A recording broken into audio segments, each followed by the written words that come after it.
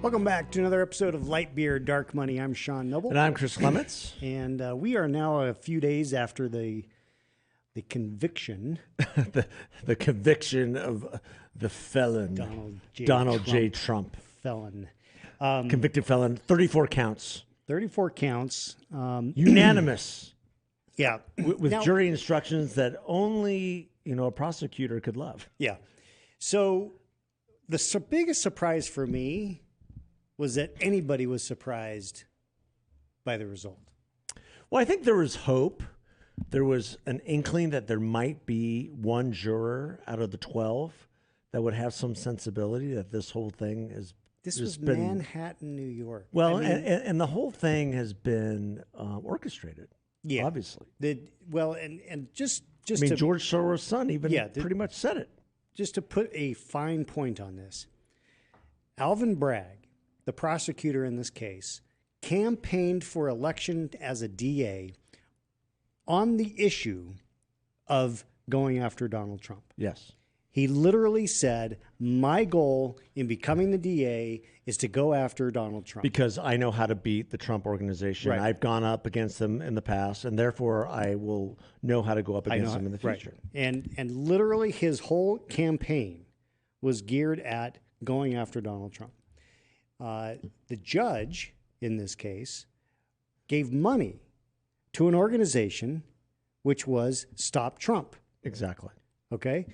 And whose daughter, by the way, is raising millions of dollars off of her father's efforts to put Trump away. Right. So. Oh, and the number 3 member of the Judiciary, Department of Justice. Department of Justice left the Department of Justice to lead the case against Donald Trump. Took a pay cut to leave D.C., the Department of Justice, to go to some little DA's office in New York. And that's somehow not. And yet there's, we shouldn't think this is rigged.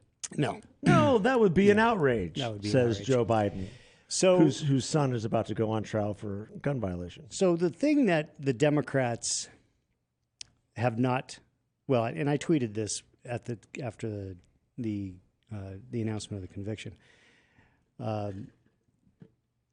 The Democrats are going to rue the day that they pursued this, because what is now borne out over the last few days. I mean, this was minutes after I learned it, but what is borne out is that there is a coalescing on the right, unlike what we've seen for years. I mean, you have Susan Collins, as moderate as you can get in the Senate, saying the same types of things as Ted Cruz or J.D. Vance or Mike Lee. Well, not only Susan Collins, but Mitt Romney, Mitch McConnell. Yeah, not exactly Trump fans, right? I mean, Mitch McConnell said it right. He said they're going to regret this sooner than they expect. Well, and this is what Mr. Romney said, and this was quoted in the Wall Street Journal in an op-ed piece the other day. He said that Bragg should have settled the case against Trump, as would have been the normal procedure, but he made a political decision. Absolutely correct. Mr. Romney told the writer for The Atlantic, Bragg may have won the battle for now, but he may have lost the political war. Democrats think they can put out Trump fire with oxygen. It's political malpractice. That's from Mitt Romney.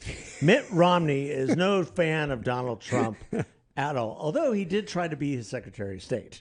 Well, at one point. For a hot second. For a hot minute. So what's been very interesting to watch is not only is there like a coalescing of the base, so to speak. I mean, the Republican writ large, is now coalesced around Trump. You have all kinds of people. I mean, people I've talked to who have not voted for Trump the last 2 times, who are like, yeah, I'm voting for Trump. Well, and now we'll walk over broken glass twice. Yeah. Anyone who doubts what this means just has to look at real facts, and that is the numbers of the amount of money that the Trump organization, Trump campaign, the RNC, the NRSC, the NRCC, all the Republican establishment is raising. I mean, in the first 48, 72 hours, something like that, I mean, Trump campaign had raised over $50 million in small dollar contributions. Yeah. $50 million. And then there had been another something like $150 million in commitments to, large contributions to go to super PACs supporting President Trump. So you have over $200 million in commitments. Well, hard cash in the small dollar world, and then the commitments to the super PACs.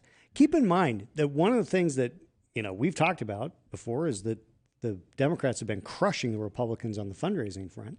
That Biden, as of a month ago, had a $35 million advantage of cash on hand. Yeah, boom, that's gone. That advantage is now gone. You've got to think that a lot of people, especially the large dollar donors, have been sitting on the sidelines just in a wait and see. They wanted to wait and see. And what did they want to wait and see? Are the Democrats really going to go through with this? Are they really going to convict Donald Trump?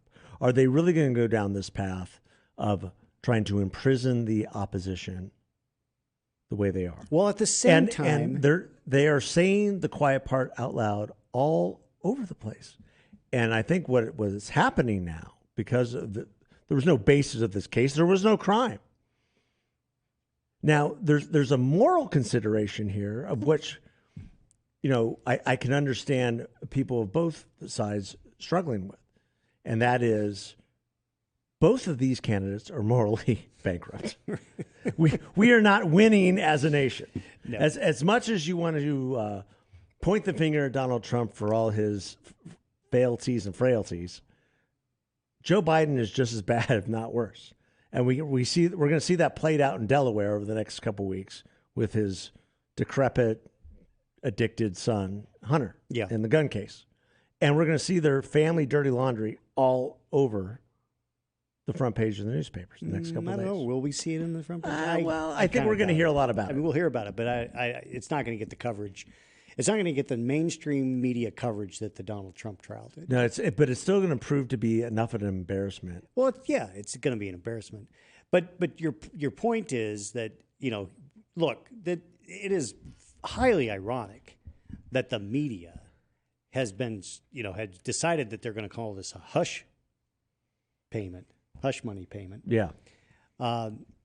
When, guess what? They do it all the time. Anyone remember Matt Lauer and NBC? Well, what about George Stephanopoulos? The king of the bimbo eruptions. Doing Bill Clinton's dirty work. Yeah. For the better part of the election, and then after he was elected. Yeah. So you had Jennifer Flowers got a payment. You had Paula Jones. Paula Jones got a payment. Everyone got paid off. You got there was a payment to whoever John Edwards had an affair with. I mean, this is the fact that this became a case that was tried with a jury is just unbelievable. It's unbelievable. Well, they and you only have to ask one question.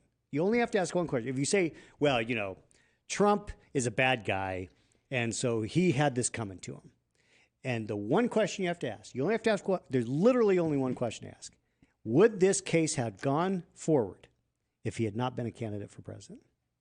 Oh, no. 100% no. If his name wasn't Donald Trump. Even if his name was Donald Trump and he was not running for president, this case would never have gotten once he declared, the entire Justice Department was weaponized against him. Yeah. That's when these politics began to roll. And it's taking us down a path that, to your point earlier, like this, you will rue the day, because now you've opened up Pandora's box. Well, now you've opened up a box that might not be able to put, might not be able to close. And therein lies the part of what I'm concerned about. In the sense that I think that this case was absolutely outrageous. The response to this should be, okay, elect Trump so that we can get rid of these people who are willing to use any government lever to hold on to power. Yeah. It's obvious that there is no principle that is more important than power. And they'll abandon every principle in order to keep power. They'll abandon the entire Constitution. Yeah. I mean, so much of what could be reviewed by the Supreme Court within this case is unconstitutional parameters of the case. Yeah, I don't think it. I actually don't think this warrants Just basic going due to the Supreme process. Court because it's not a federal case. But the point is, what I don't want to see is the reaction from the right of we're going to get you back. I saw a tweet from Sean Davies, who's at the Federalist, that made me very concerned. Well, no, he had a whole article because he's like, I don't want to hear about policy. I don't want to hear about anything from Republican candidates. I want to see the list of people that you're going to put in jail. Well, what he's calling on is the Republican AGs in red states and Republican DAs in red districts to start indicting Democrats. Which is that's to not start what indicting this is Democrats. about. That is so we're now going to just follow the same flawed, unconstitutional process. I don't think there's a groundswell of support for the idea. To your point, that let's go down the road. Let's fully go down the road of a banana republic versus taking us away from the brink. Exactly. Let's freaking take it. Let's pull us back into normalcy rather than drive us over the cliff. Off the cliff. Yeah, I agree with you. Thelma and Louise want to go off the now, cliff. Let them go. Don't follow them over. Are there instances where that might be appropriate?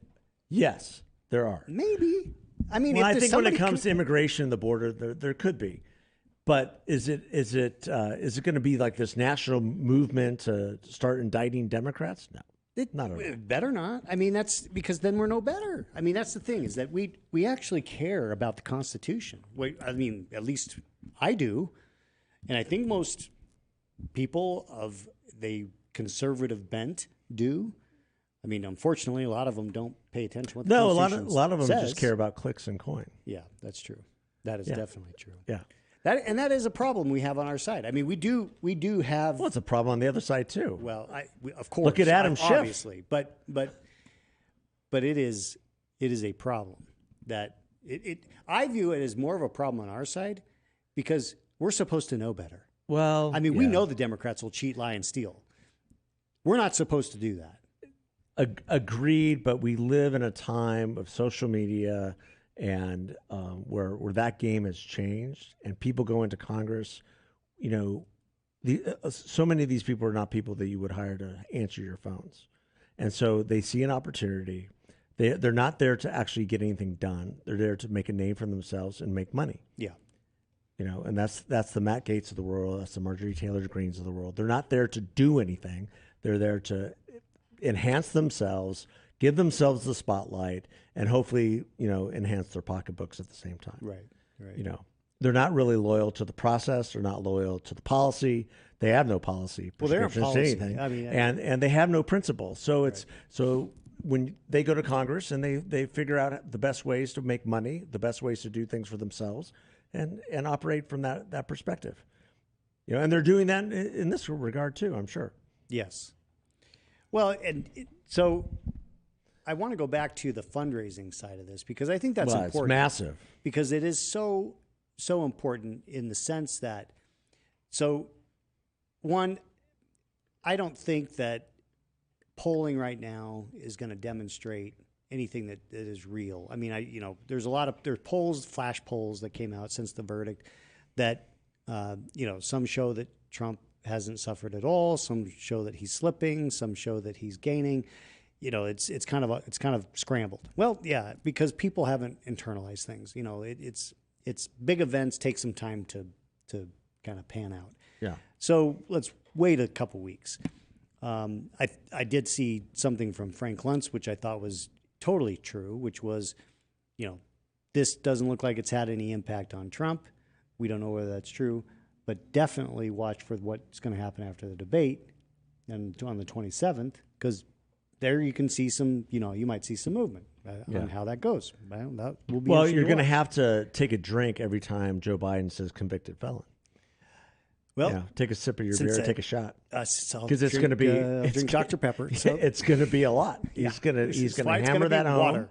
He's going to hammer that home, just like the press is hammering that home. Well, and it'll be interesting to see whether that sets in. And it is interesting the way the Democrats have reacted, because within the first 24 hours, it was like I felt like they were like, oh, let's wait and see. And then, I mean, it was like all of a sudden it turned on a dime. They leaned in on the convicted felon thing. Yeah. So that's now a part of the message. Well, because the Soros organization told them to lean in on the convicted felon thing. Probably. It's like, hey, we spent a lot of money getting we elected bankrolled, to do this. We bankrolled so all now this. You have to thank us. And then you have Wolf Blitzer asking J.D. Vance, whether the Republicans still care about law and order. It's like, well, does Alvin Bragg care about law and order? Because he concocted a case to go after a former sitting president. Meanwhile, his entire city is in flames. Yeah. His entire city is burning. There was some guy, Donald Trump said it the other day. Some guy was in a McDonald's, went after somebody with a machete. That's New York. Yeah. Start spreading the news. It's a mess. It's a total mess. You've got people, hitting Granny in Times Square. And how many people have been thrown off the platforms in the subway? Yeah. And nobody gets prosecuted. That's the point. Right. Nobody with Soros DAs, no one gets prosecuted. You get released and off you go. Yeah. So there are more people committing more heinous crimes in New York and getting less than what Donald Trump may or may not get. Right. Which goes to my next question, which is, do you think he could go to jail? You think they might pull the trigger? I don't go think all so. the way. I don't think so. You don't? Why? No, I think they will. I don't think they will because I think they have to. Well, see, I don't think that. I could be wrong, but here's the way I'm internalizing it right now. I think they look at the fundraising numbers and they are shocked. I mean, remember, the Democrats had just a banner day, week, month, whatever after the Dobbs decision when Roe v. Wade got overturned. Man, it was like, oh my gosh, the floodgates have opened. There's so much money going to the Democrats. They raised $20 million. Yeah. Trump raised $50 million. Well, and they're saying in like 3 days. The gross amount is over $200 million. Yeah. So is the number I saw today. That's including the big, all of it. But the fact that the campaign itself in small dollar contributions has more than $50 million in the bank tells me the Democrats have miscalculated because what that does, that money is, what's interesting is that the Democrats have thought, oh, if we can put the convicted felon moniker on him, then undecided voters are going to go against him. But not necessarily. Yeah. I mean, their choice is pretty sucky when it comes to Trump or to Biden.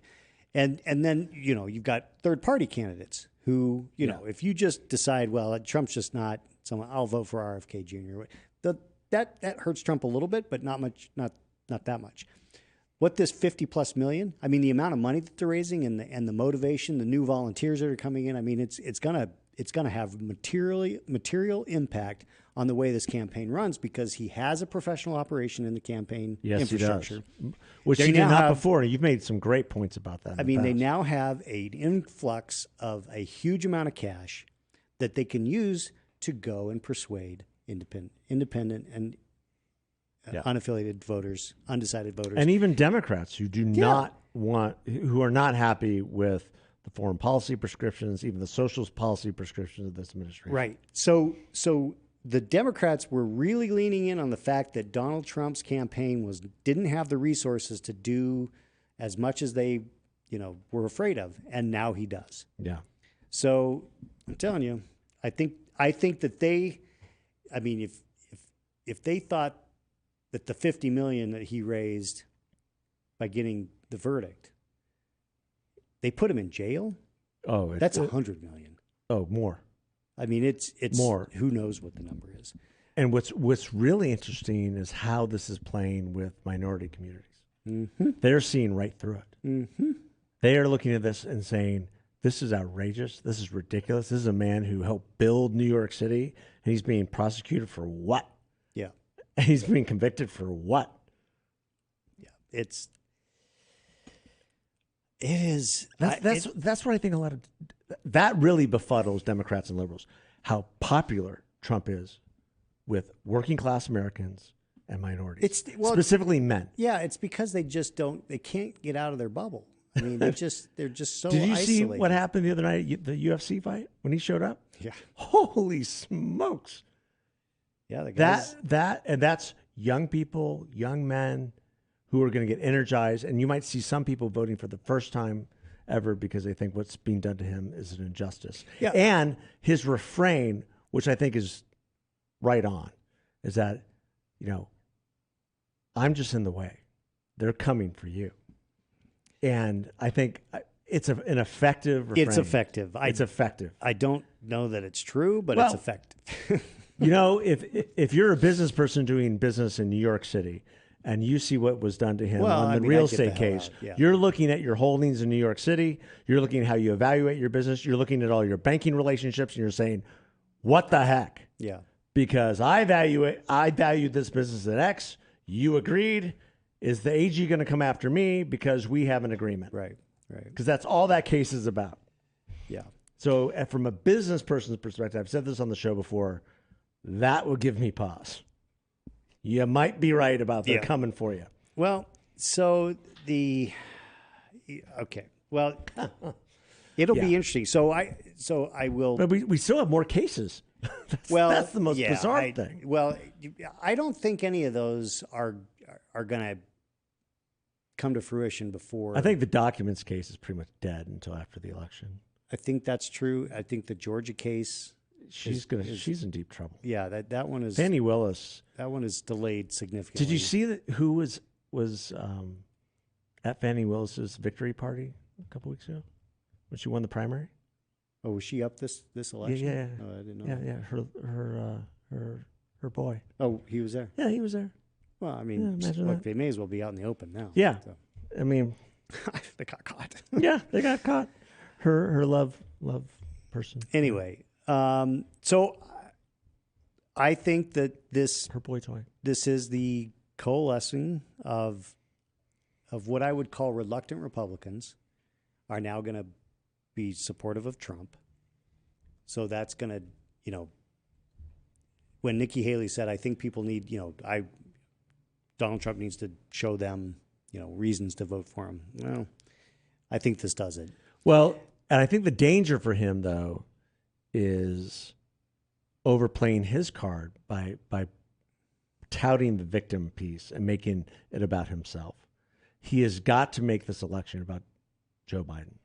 He's got to continue to very forcefully make the case that if I'm president, these are the policies I'm going to pursue. This is where Biden has failed. Mm-hmm. And, make a case, I'm a political prisoner, whatever.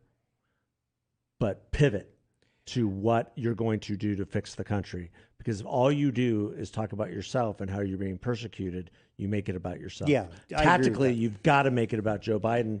The fact that he's I'll disagree slightly. Okay. I agree with you that he has to talk about the policies that he'll pursue that are different from what Joe Biden has done. What he needs to do is he needs to make it about Democrats in general, not Joe Biden specifically, because I still think that Joe Biden is not going to be the nominee. And I think I know you're living in that world. Let's watch what happens on June 27th, which is the first debate. You think he even shows up? He's the one who I don't know if he even shows up. If he doesn't show up, then this is done. I mean, you can't. How do you excuse that? What? And the tactic then for Donald Trump, if he does show up, is to do what? Just let him talk. But heck yeah, he needs to stay out of the way. Just let the man talk. Just let it roll because he. Yeah. I mean it. Well, and to your credit, you're of the opinion that his dementia, Alzheimer's, whatever it is, that remains probably diagnosed, but not public. Yeah. Is accelerating, and you're seeing it accelerate because you're watching it, and you've experienced this firsthand, right?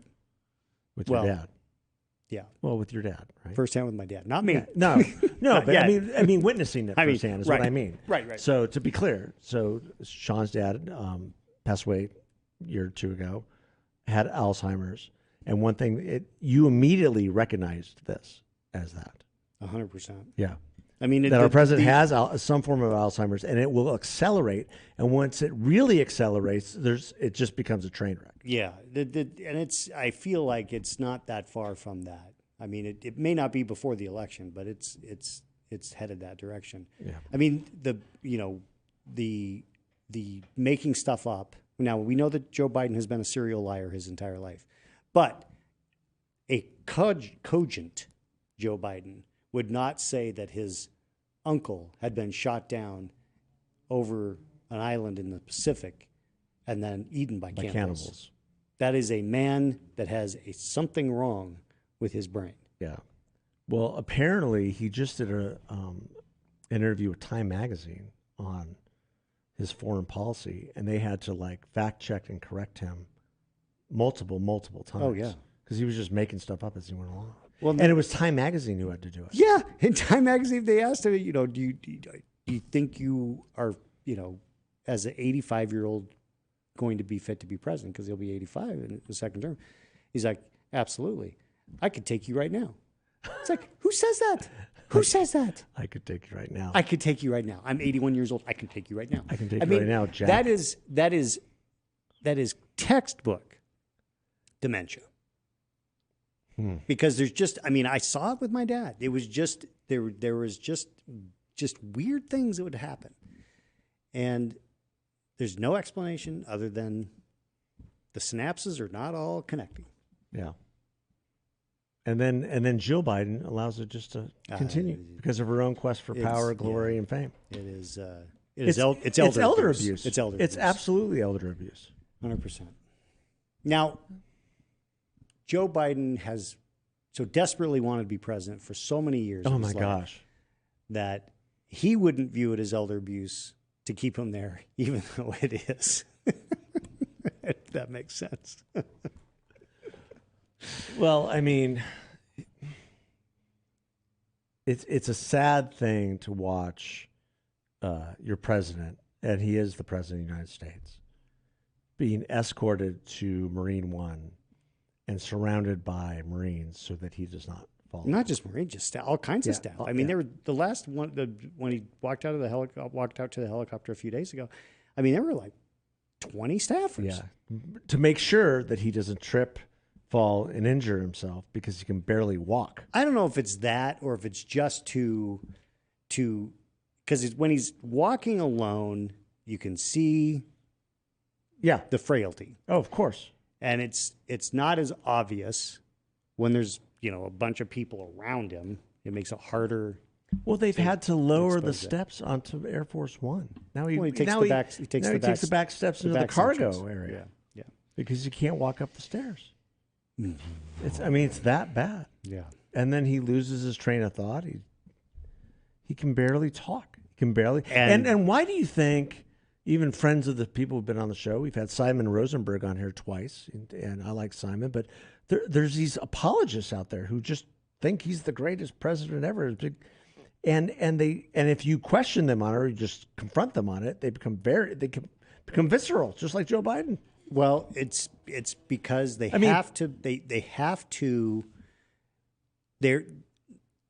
the big lie. He's not the greatest president. He's not a great president at all. He's pursued policies that are just abjectly bad. I mean, this border thing he did today, was so transparent. I mean, they've been telegraphing for months that he might do it. And the reason, and Eric Erickson gets the credit for pointing this out, the reason that he did that was that so all of the lefty groups would be prepared to sue him to prevent him from doing it. So he can say, oh, I tried, but I got sued and I can't do it. And now I can't do it. So the lawsuit, so ACLU immediately, we're filing a lawsuit. In the Spectator. Yep. So it's all performative. It's all performative. He doesn't care about he gives zero rips about the border, which is... He doesn't care about the Constitution either. No. Doesn't care about the rule of law. And these are the things that are going to matter to vote. No, not, I mean, there isn't one voter who is undecided who is saying to themselves, well, I was going to vote for Trump, but now that he's convicted, I'm not going to vote for Trump. No, I'm going to vote for anyone Biden. who's paying. I mean, to your point, anyone who's really paying attention, if they were wishy-washy with Trump, if they were, there's never Trumpers, and they're still kind of dyed in the wool. There's forever Trumpers, and there's whatever Trumpers. Yeah, and I think you and I would be in that whatever. But I think there's Trumpers. a lot of the whatevers that are now and Trumpers. and I would have to say, after that fiasco of a trial, yeah, a lot of the whatever Trumpers are now jumping on board and saying this is ridiculous. Yeah, they're going to vote for Trump. Inflation is not going down, and they're the economy is getting worse. Gas prices are going to be going up. OPEC just they're shutting production down. Slow down. And there's a reason for that. They're tired of them too. Yeah, no, that's probably true. Well, and not only meanwhile, that, China is trying to create these overtures towards Biden, and saying they're not going to invade Taiwan. They're making all these overtures because they want Biden there. Oh, absolutely. If Trump's there, they're in trouble. They know exactly. The administration has been lying about the jobs reports. Oh my gosh. Yes. I have a friend he's been sending me reports and pointing out to me the discrepancies. Yeah, this I mean, will it come out? I don't know. In a way that matters, I don't know. But what it boils down to is it really doesn't matter because people see it every day in their own lives. Absolutely. They see it every day in their own lives. They're living it. People are living it. When people are living something right in front of them, that's what matters. Yeah, they're living with gas prices. They're living with food prices up 20, 30%. Real inflation is up 20, 30%. They're living with high mortgage. And I mean, it's everything. You can't sell your house. It's, you can't buy a house. The entire economy is coming to a halt between now and the election. And that's a scary thing. Well, and that's not going to help him. Consumer debt. And then what's going to happen internationally? I mean, his Israel policy, total failure. Yep. What's going on in Ukraine? He has slow walked everything having to do with the Ukraine aid completely, regardless of where you are on that issue. He's completely. Yeah, I mean, he's botched it. He's completely flubbed it because he doesn't believe in American exceptionalism. He doesn't believe in actually showing American prowess and strength when he needs to, and he can't do it. Yeah, I mean, here's a man who was against the targeting of Osama bin Laden. Right. Well, as Robert was Gates, against it. Robert Gates. He's been on the wrong side of history. Yeah. His entire career. And what did Obama say most famously? Say it. Never underestimate the ability for Joe Biden to fuck things up. Well, and here we are. And this case is going to backfire against him. It's going to backfire against the Democrats and the other cases as well. Jack Smith is going to lose at the Supreme Court, and he might get tossed out of the case down in Florida. The way he's operating. Yeah, he's on dangerous ground. But again, those are delayed, and they're not going to see. I just don't see them seeing the light of day before Election Day. Yeah.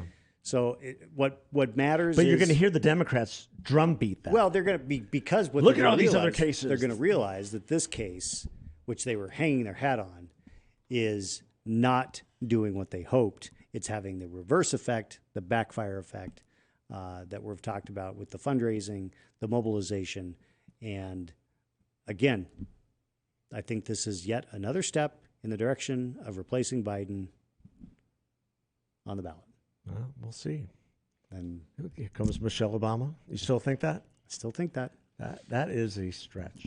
I understand it's a stretch, but it is a vast conspiracy theory. You've been listening to too much Ted Cruz, I think.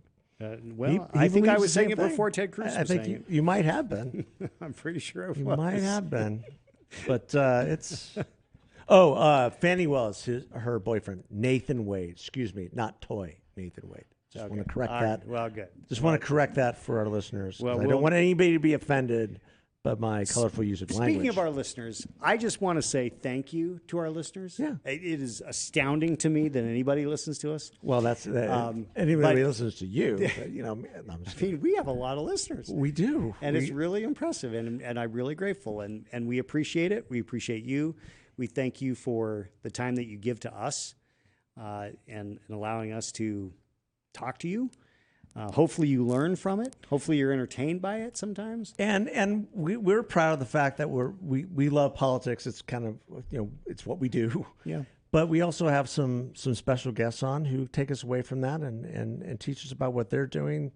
Last week's podcast I had to do by myself, my lonely self. You did a great job with Ben Bjornstad of GCU, and got it right. I got it right. Impressive. You would have loved him. I would have butchered the pronunciation. Yes, but you would have loved him. I mean, he was fantastic. But those are the type of things that we enjoy doing as well, and those get a lot of people react to those positively. So we thank you for that. So I mean, you can actually add even more things. You can subscribe. You can wherever you listen. Please, whether YouTube. If the spirit moves you, please give us 5 stars wherever you listen to podcasts and hit subscribe.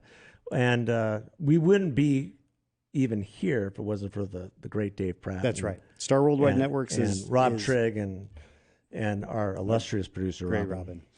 Rockin' Robin.